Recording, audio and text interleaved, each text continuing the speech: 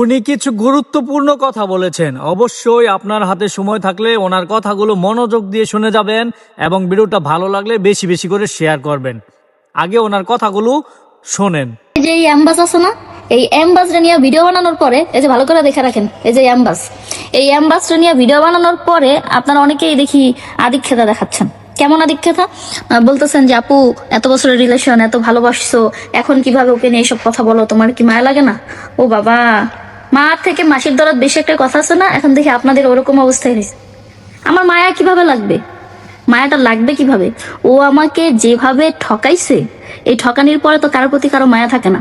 এই যে আমি এখন এত শক্ত হয়ে কথা বলি না, আমি তো এত শক্ত ছিলাম না যখন ওর সাথে আমার এই সিচুয়েশন গুলো হয়েছে আরো 6-7 মাস আগে।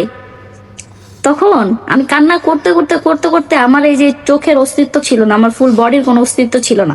তার মধ্যে একটা প্রমাণ দেখাই, এই যে এই ভিডিওগুলো তখনকার, মানে তখনকার বলতে তারও কিছুদিন পরে আর কি, ঝামেলার, মানে আমি শুকাইয়া কি অবস্থা হয়ে গেছিলাম দেখেন।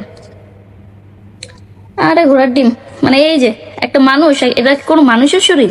আগের কিছু ভিডিও আছে, আপনারা এগুলো ভালো করে দেখেন।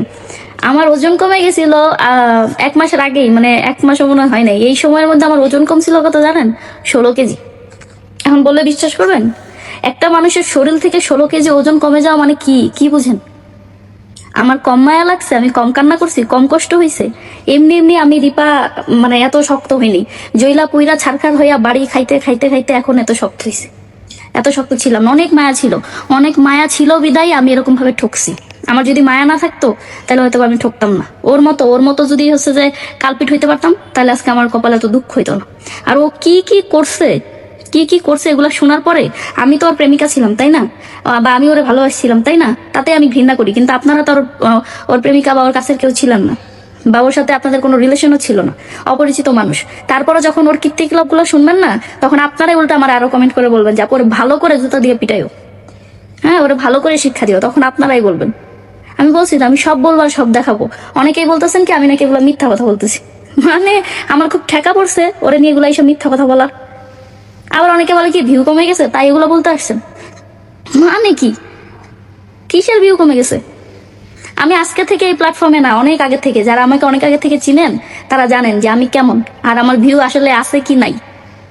শুধুমাত্র এই যে এই কালপিটের জন্য আমি ওই উপর থেকে এই নিচে পড়ে গেছি। কিভাবে পড়ছি তাও আপনাদেরকে বলবো। আপনারা একটু সময় দেন, আমি জাস্ট লাইভে আসি। আপনারা সবাই আমার পেজটাতে আগে জয়েন করেন, তারপরে সব বুঝবেন। বুঝে শুনে তারপরে এসে কমেন্ট করেন। আমার মায়া বাসনা কিভাবে থাকবে গল্পটা শোনার পরে, তখন আপনারা বুঝে আমার কমেন্ট করেন।